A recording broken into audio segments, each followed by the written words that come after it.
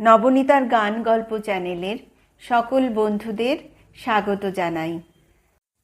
আজ শোনাব মানিক বন্দ্যোপাধ্যায়ের লেখা একটি গল্প, নাম জীবনের সমারোহ।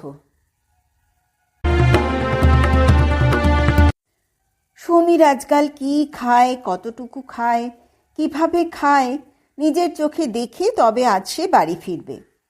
দেরি করার জন্য বাড়ির সবাই যতই রাগ করুক আর বকুনি ঝুঁকুনি দিক, কিছুই সে গ্রাহ্য করবে না।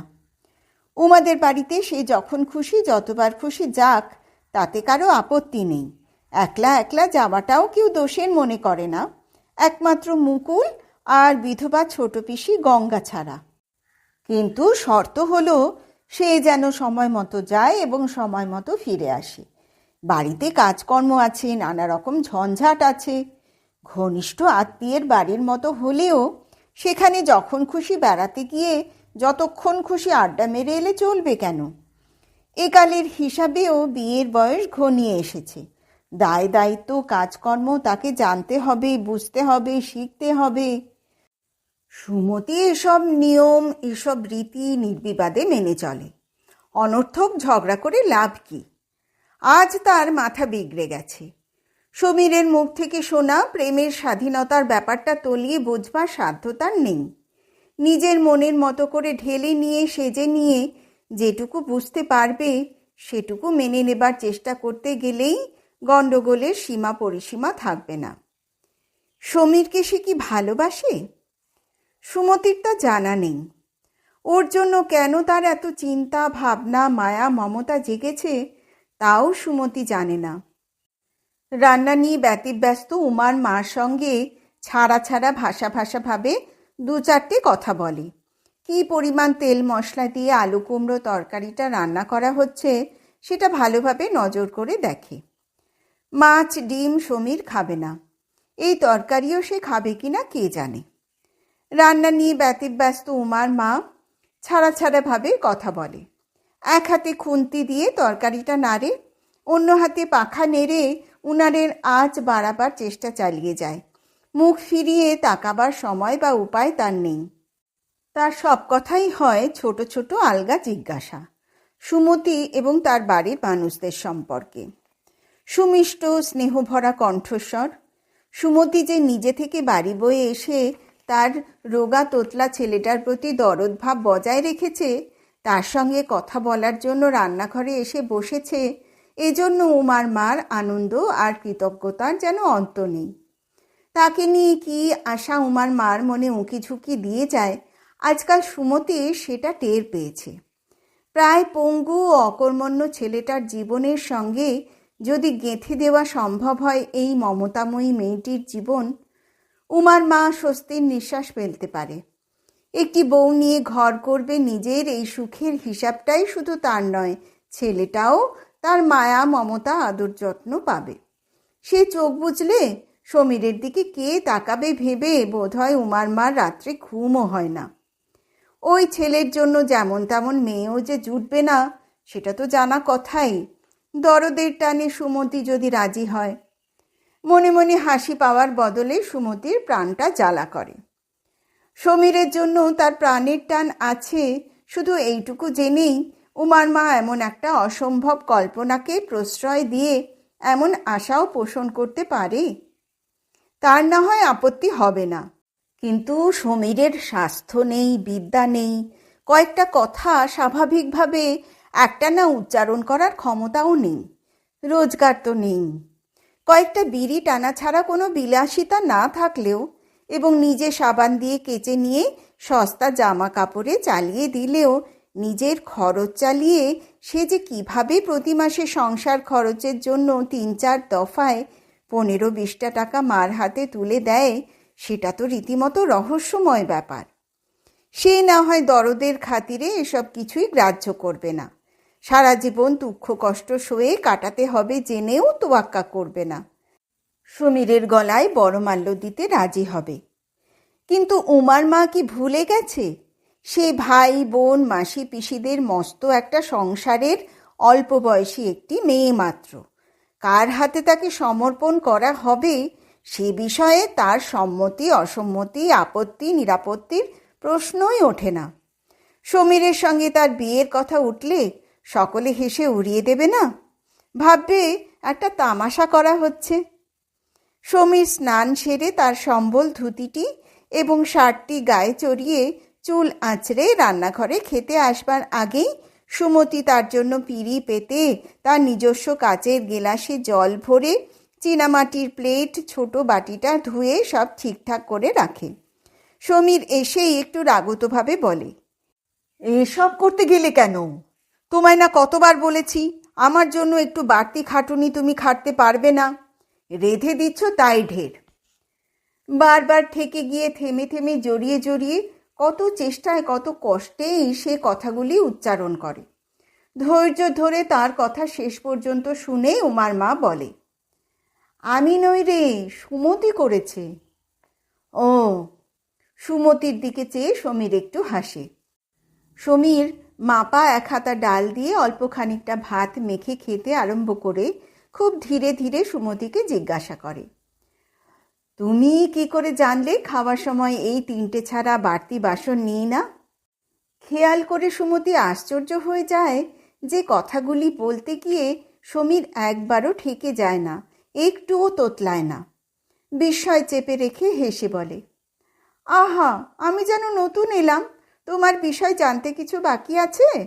প্লেট গেলাস নিজে ধুয়ে রাখো তাও আমি জানি। আর একটু ডাল নেবে না? আর একটু আলু ভাতে? না, আমাকে মাপ মতো খেতে হয়, ওজন ঠিক রেখে। এবারও সে তোতলায় না। উমার মা বলে, আমার কি মনে হয় জানিস বাছা, ও ইচ্ছে করে তুতলিয়ে কথা কয়, ইচ্ছে করে কম খায়। খানিকটা তরকারি দিয়ে বাকি ভাতটা মাখতে মাখতে সমীর বলে, তোমরা বুঝবে না, এটা আমার ইচ্ছা অনিচ্ছার ব্যাপার নয়। হঠাৎ শরীরটা ভারী হালকা লাগে, কিছুক্ষণ তোতলামি বন্ধ থাকে, তারপর আবার আরম্ভ হয়। সব জেনেও কেন উল্টোপাল্টা কথা বলছো মা? আমার ধাত জানতে তোমার বাকি আছে? মাপ মতো না খেলে পেট ফাঁপবে, জানো না? জানি রে, জানি, সব আমি জানি। বাচ্চা বয়স থেকে কত ডাক্তার দেখালাম, কত চিকিৎসা করালাম, কিছুতে কিছু হলো না। আমার কপালের লেখা। সুমতিকে প্রায় চমকি দিয়ে সমীর সশব্দে হেসে ওঠে। আর কেন মিছে মাথা ঘামাও, আফসোস করো? কিছু হয়নি তো হয়নি, চুলোয় যাক। জগতে কত কানা খোঁড়া বোবা হাবা মানুষ আছে। ছোট মামা তো 7 বছর বয়স থেকে পক্ষাঘাতে বিছানায় শুয়ে জীবন কাটাচ্ছে। সে তুলনায় আমি তো দিব্যি আছি, খাই দাই খাটি ঘুরে বেড়াই। বিস্ময়ের সত্যি সীমা পরিসীমা থাকে না সুমতির। মাঝে মাঝে তোতলামিটা কম মনে হয়েছে, কিন্তু অবাধে তাকে এমন অনর্গল কথা বলে যেতে সে আর কখনো শোনেনি। সমীরের খাওয়া শেষ হতে হতে উমা এসে যায়। ব্যস্তভাবে বলে, যা রান্না হয়েছে আমায় দিয়ে দাও মা, যা পারি নাকে মুখে গুজে আমায় এক্ষুনি বেরোতে হবে। এত তারা কি সেরুমাদি? তোমার আপিস তো 10:30টায়। কয়েকদিন 9টায় হাজিরা দিতে হবে রে। সমীর জিজ্ঞাসা করে, ওভারটাইম পাবে তো? ই জানি, হয়তো পাবো, একভাবে না পাই অন্যভাবে পাবো। সমীর একটু হাসে। উমার মা বলে, মাছের ঝোলটা যে হয়নি, মাছ ছাড়া তোর মুখে তো আবার ভাত রোচে না, একটু দেরি কর না, ঝোলটা করে দিই। উমা রেগে বলে, কোন সকালে মাছ এসেছে, এখনো ঝোল হয়নি? তোমরাই ডোবাবে আমাকে দেখছি। আজ তারা আছে, আগে তো বলিসনি। ডাল তরকারি দিয়ে একটু ধীরে সুস্থে খা, ইলিশ মাছের ঝোল করতে কতক্ষণ।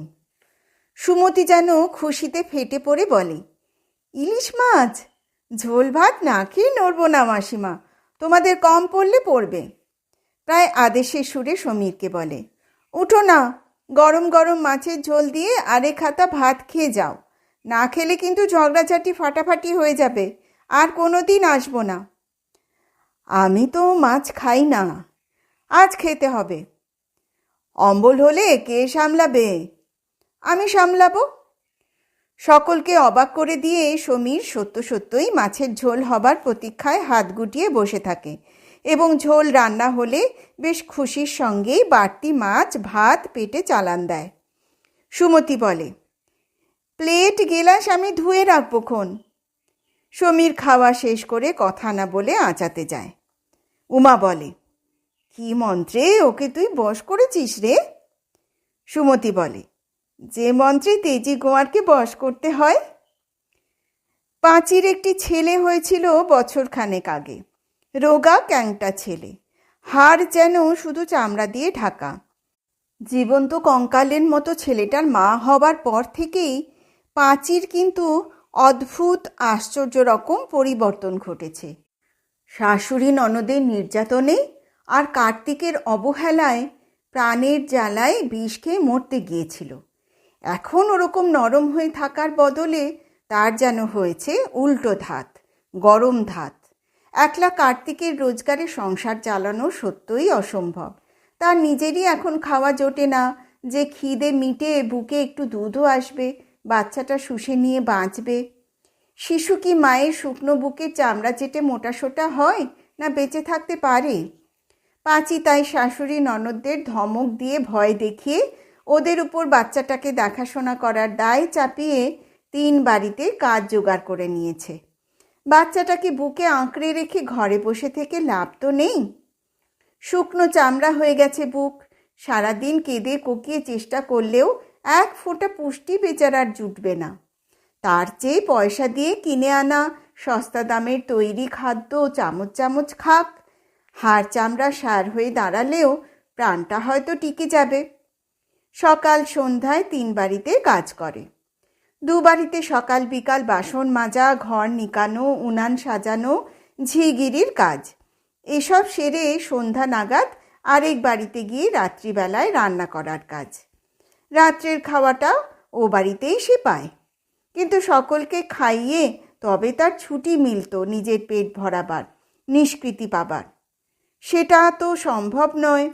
কয়েকদিন কাজ করে সেটাই গিন্নিমাকে জানিয়ে দিয়েছিল যে এই কাজ তার পোষাবে না। মরিয়া হয়ে কঙ্কালসার বাচ্চাটাকে সেদিন পাঁচি সঙ্গে নিয়ে গিয়েছিল। আর চোখে বাচ্চাটার দিকে তাকাতে তাকাতে দোক্তা ভরা 4-5টা পান একবারে মুখে পুরে দিয়ে গিন্নিমা ব্যবস্থা দিয়েছিল যে কাজ ছেড়ে দেবার দরকার নেই, রান্না বান্না শেষ করে সে ঘরে ফিরে যেতে পারবে। এখানে খেয়েও সে ঘরে ফিরতে পারে, খাবারটা নিয়েও যেতে পারে। তবে তাকে অথবা এ বাড়ির অন্য কোনো একজনকে দেখিয়ে যেন নিয়ে যায়। আমি কি চোর যে বেশি বেশি নিয়ে যাব? কে চোর কে সাধু এত সহজেই কি জানা যায় বাছা? সংসারের এই হলো নিয়ম। বাড়িতে গিয়ে খাবে বলে কি নিচ্ছ, কতটা নিচ্ছ দেখিয়ে নিয়ে যাবে, তাতে তো দোষের কিছু নেই। তোমারও মুখ রক্ষা হবে। মাছে টান পড়লে কেউ বলতে পারবে না 3.5 টাকা সেরের মাছ 1 টুকরোর বদলে তুমি 5 টুকরো নিয়ে গেছো। ঠিক কথা বলেছেন মা। খুব ভোরে এসে অনিলদের বাড়িতে শুধু বাসনটা মেজে দিয়ে যায় পাঁচি। মুকুল থেকে শুরু করে মাসি পিসিরা সকলেই সকালবেলা নানা রকম আচার নিয়ম পালন করে। এত বড় সংসারের এক কাঁড়ি এঁটো বাসন মাজতে গেলে ওসব বাদ দিতে হয়। বুড়ি রাসুর মা বাসন মেজে দিয়ে যেত। হঠাৎ সে মরে যাওয়ায় বাড়ির সকলেই অবশ্য চালিয়ে নিয়েছে, কিন্তু গণ্ডগোলের সীমা থাকেনি। বাসন মাজার জন্য তারপর রাখা হয়েছে পাঁচিকে। মুকুলেরা ভোর রাত্রে ওঠে, কিন্তু পাঁচি এসে কড়া নাড়লে প্রায় রোজই সদর দরজায় খিল খুলে দেয় সুমতি। পাঁচি হাসি মুখে জিজ্ঞাসা করে, রেতে বুঝি ঘুম হয় না দিদিমণি? সুমতিও হাসি মুখে জবাব দেয়, রাত ভোর ঘুমিয়েছি, আর কত ঘুমোবো বলো? পাঁচি হালকা সুরটা বজায় রেখে বলে, এই বয়সে যত পারবে খেয়ে নেবে, ঘুমিয়ে নেবে। মেয়ে মানুষের ব্যাপার তো, ঝঞ্ঝাট যখন শুরু হবে কখন খাবে কখন ঘুমোবে ঠিক রইবে নেকো। পাঁচি মেয়ে মানুষের কপাল বা অদেষ্ট বলে না, বলে ব্যাপার। সুমতি অবশ্য সেটা খেয়াল করে না, তার মগজে অত বুদ্ধি গজায়নি। সে অন্যভাবে অন্য ভাষায় জবাব দেয়। মেয়ে মানুষ হয়ে জন্মেছি বলে কি ওসব মানতে হবে? আমি মানব না। দেখি তো কার সাধ্যি আছে আমাকে মানায়। অন্যে দেবে, তবে তো অন্ন জুটবে দিদিমণি। অন্ন না জুটলে উপোস দেব? উপোস দিয়ে কি মানুষ বাঁচে? না বাঁচতে পারি মরে যাব। তাদের এই ধরনের কথাবার্তা সকলেরই কানে যায়, যারা অবশ্য ভোর রাত্রে ওঠে। মুকুল সুমতিকে তিরস্কার করে বলে, ঝিয়ের সঙ্গে তোর অত কথা বলার দরকার কি রে মতি? সুমতি সঙ্গে সঙ্গে জবাব দেয়, তোমাদের সঙ্গে কথা বলে সুখ হয় না তাই? হলোই বা বাসন মাজাছি, কি সুন্দর খাঁটি খাঁটি কথা বলে। মাথা তোর বিগড়ে গেছে মতি, চিকিৎসা করে সারিয়ে দাও। চিকিৎসা তোর করতেই হবে, আচ্ছা করে চাপকে দিতে হবে তোকে। আনো না চাবুক, চেষ্টা করো না দাদাগিরি ফলাবার, মজাটা টের পেয়ে যাবে। তুই তো বড় ঠ্যাটা হয়ে উঠেছিস। আমি হইনি, তোমরা করেছ। সকলে চিন্তিত হয়ে ওঠে, মাথা কি সত্যি বিগড়ে গেল মেয়েটার? নইলে এমন মন মেজাজ চালচলন তার কি করে হয়? বদরাগী তেজি মেয়ে সত্যি, কিন্তু এরকম বিশ্রীভাবে সে তো কোনোদিন রাগও প্রকাশ করেনি, তেজও দেখায়নি। রাগ হলে বরং গুম হয়ে একেবারে চুপ হয়ে যেত, দু একবেলা খাওয়া বন্ধ রাখত। মেয়ে যে সে বিষম রকম জেদি, সেটা টের পাওয়া যেত কোনো বিষয়ে কারো কোনো কথা কানে তুলতে অস্বীকার করে মুখ বুজে থাকার অদ্ভুত ক্ষমতায়। যেন কালা বোবা মেয়ে, কারো কথা শুনবেও না, জবাবও দেবে না। মিষ্টি কথা হোক, দরকারি কথা হোক, আর ধমক ধমক গালাগালিই হোক। আজকাল সকলের মুখের ওপর ফটাং ফটাং করে কথা বলে, গা জ্বালানো ভঙ্গিতে বলে। সে যেন হঠাৎ পণ করেছে যে গুরুজন বা অভিভাবকদের উপদেশ বা তিরস্কার সহ্যও করবে না, গ্রাহ্যও করবে না। ঘোষবাজারের নামকরা কুঁদুলে মেছুনির মতো ভালো মন্দ সব কথাতেই ফোঁস করে উঠবে। অনিল মিষ্টি সুরেই জিজ্ঞাসা করে, তোর হলো কি রে সুমি? সুমতি মুখ বাঁকিয়ে বলে, হবে আবার কি? সবার সাথে ঝগড়া শুরু করেছিস। শোনা কথা, মিছে কথা বলছো। গায়ে পড়ে কার সাথে ঝগড়া করেছি? আমার পেছনে না লাগলেই হয়। তুই যা খুশি করবি, আবল তাবল বকবি, কেউ কিছু বলবে না তোকে? যার বলবার অধিকার আছে সে বলবে। সবাই মিলে উঠতে বসতে বলতে শুরু করলে মাথা বিগড়ে যাবে না? অনিল আরও বেশি শান্তভাবে, আরও বেশি মিষ্টি সুরে বলে, সে তো বুঝতেই পারছি, আমি যা জিজ্ঞেস করছি সে কথার জবাব দে। এতদিন মুখ বুজে থাকতিস, কি এমন ব্যাপার ঘটল যে হঠাৎ তুই কুদুলি হয়ে উঠলি? সুমতি বলে, বড় হয়নি, আমার স্বাদ আহ্লাদ নেই? এইভাবে সুমতি আসল প্রশ্ন এড়িয়ে যায়। কি বলবে তাই যে তার জানা নেই। সমীরের সম্পর্কে নিজের মন যে ঠিক করে ফেলেছে, কিন্তু নিজের মন ঠিক করে ফেলেছে বলেই অন্য সমস্ত প্রশ্ন আর সমস্যার তো মীমাংসা হয়ে যায়নি। কয়েকদিন পরে উমার কাছে অনিল সুমতির খাপছাড়াভাবে বিগড়ে যাবার কারণ কি তার হদিশ পায়। উমা বড়ই বিব্রতভাবে বলে, কথাগুলি আমি বলছি, প্রস্তাবটা কিন্তু আমার নয়, মা নিজেই আসছিল, আমি ভেবে চিনতে মাকে ঠেকিয়ে বলতে এলাম। অনিল বলে, ব্যাপার কি? উমা বলে, সুমির সঙ্গে সমীরের বিয়ে দেবার জন্য মা পাগল হয়ে উঠেছে। অনিল বলে, ও, এই জন্য সুমির পাগলামি শুরু হয়েছে। অনিলকে বিশেষ বিচলিত হতে না দেখে উমা সত্যিই আশ্চর্য হয়ে যায়। উমা বলে, আমি ভেবেছিলাম কথাটা শুনে তুমি হেসে ফেলবে। সমীরের বিয়ে হবে, তাও আবার সুমতির সঙ্গে। মা নিজেই আসতো। আমি ভাবলাম যে অপমান হয়ে গঙ্গায় গিয়ে ঝাঁপ দেবে কিনা কে জানে, তার চেয়ে আমি তোমার সঙ্গে কথাবার্তা বলে যাই। অনিল দ্বিধা করে না, পরিষ্কার স্পষ্ট ভাষায় বলে, সুমতি যদি রাজি থাকে আমার কোনো আপত্তি নেই। সমীরের কি বিয়ে করা উচিত? সেটা সমীর বুঝবে। সমীর বুঝবে কীরকম? ওর কি মাথা ঠিক আছে? আমার সঙ্গে কীরকম ব্যবহার আরম্ভ করেছে তুমি ধারণা করতে পারবে না। ওই তো টিং টিং করছে শরীর, তার ওপর চাকরি বাকরি করে না, রেগুলার কোনো ইনকাম নেই। বিয়ে করলে নিজেও মুশকিলে পড়বে, আমাদেরও ঝঞ্ঝাট বাড়াবে। এমনিতেই সামলাতে পারছি না, হিমশিম খেয়ে যাচ্ছি। মাসের শেষে যে কি অবস্থা হয়! তোমার বোনের দায়টাও ঘাড়ে চাপাতে চাইছো? তোমার ঘাড়ে দায় চাপবে কেন? দায় হবে সমীরের। সমীর রোজগার করে, সারাদিন বসে বসেই বিড়ি পাকায়। উমা যেন আকাশ থেকে পড়ে। বিড়ি পাকায়? দোকানটা অন্য পাড়ায়, বোধহয় ইচ্ছে করেই দূরের দোকান বেছে নিয়েছে। জানাজানি হলে তোমরা লজ্জা পাবে। উমা অনেকক্ষণ চুপ করে থেকে ধীরে ধীরে বলে, আমরাও তাই ভাবছিলাম, নিজের খরচা কি করে চালিয়ে যাচ্ছে। কিন্তু বিড়ি পাকিয়ে কতই আর রোজগার হয়?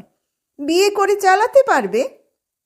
অনিল বলে, ওদের দুজনকেই সেটা খুব ভালো করে বুঝিয়ে দিতে হবে যে কোনো রকম অন্যায় আবদার চলবে না। বিয়ের স্বাদ জেগে থাকলে বিয়ে আমরা দিয়ে দেব, কিন্তু চালাতে হবে নিজেদের।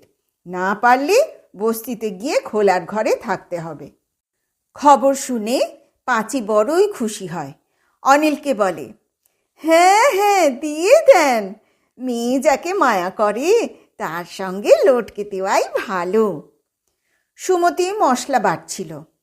পাঁচি শুধু বাসন মাজার কাজ, কিন্তু হাত থেকে নোড়া কেড়ে নিয়ে তাকে ঠেলে তুলে দিয়ে মুকুলদের উদ্দেশ্য করে বলে, কদিন বাদে বিয়ে, মেয়েটাকে দিয়ে মশলা পাঠিয়ে নিচ্ছ?